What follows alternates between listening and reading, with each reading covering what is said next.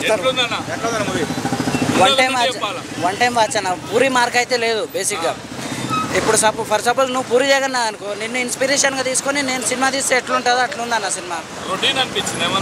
Routine లేదు, same iSmart శంకర్ని copy దింపించినట్టు అనిపించింది. ఏదో పూరి సీక్వెల్ లేదన్న. సీక్వెల్ అయితే సీక్వెల్ అసలు కాదు. బాగాలేదంటే పూరి మార్క్ లేదన్న. సీక్వెల్ అంటే ఇప్పుడు ఫస్ట్ పార్ట్కి సెకండ్ పార్ట్కి కొంచెమన్నా రిలేషన్ ఉండాలి. ఫస్ట్ పార్ట్లో ఏమో హీరోయిన్ ఉంటుంది, లాస్ట్ వాళ్ళు ఇద్దరు పెళ్లి చేసుకుంటారు, కానీ ఆ హీరోయిన్ ఎటుపోతే తెలియదు. మళ్ళీ ఫస్ట్ పార్ట్లో వాడిదేమో సిబిఐ ఆఫీసర్, ఇక్కడికి వచ్చిన తర్వాత ఏమైందో తెలియదు. ఆ రిలేషన్ కనెక్షన్ మిస్ అయింది. మ్యూజిక్ ఓకేనా. సినిమా అయితే ఓన్లీ సౌండ్ ఎఫెక్ట్స్ అన్న. Manish Sharma okay, one time watch అన్న. లేదు, కనెక్టివిటీ లేదు, కంటిన్యూటీ లేదు.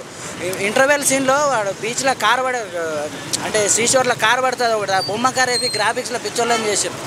పైసలు లేవని చెప్తే హైదరాబాద్ నుంచి ఆయన కారు పంపిస్తుండే మేము షూటింగ్లో యూజ్ చేయడానికి. మళ్ళీ రన్నింగ్లో ప్రగతి అంటే వచ్చి వెనక సుమో ఎక్కుతుంది. సుమో ఎక్కేటప్పుడు ఆ 40-50 స్పీడ్లో కారు వస్తుంది. ఆమె శారీ మీద ఉండి అంత లాజిక్లెస్ లేకుండా ఎక్కి వెళ్ళిపోతుంది. ఆ లాస్ట్గా పోలీసులు అక్కడికి ఎట్లా వస్తారో కనెక్షన్ లేదు. బేసిక్గా కంటిన్యూటీ లేదన్న సినిమా మొత్తం. కనెక్షన్స్ లేదు, చాలా మిస్సింగ్ ఉన్నాయి. బట్ ఓవరాల్ ఎట్లా అంటే పూరి జగన్ ఏదో తీయాలి టైంపాస్ కన్నట్టు తీసింది అనిపించింది సినిమా అయితే. ఫ్యాన్ అంటే ఫ్యాన్ కదా, నేను పూరి జగన్నాథ్ ఫ్యాన్. బేసిక్ రామ్ కోసం రాలి, పూరి జగన్నాథ్ కోసం. పూరి సినిమా ఏదన్నా ఫస్ట్ డే ఫస్ట్ ఖచ్చితంగా చూస్తుంటాను.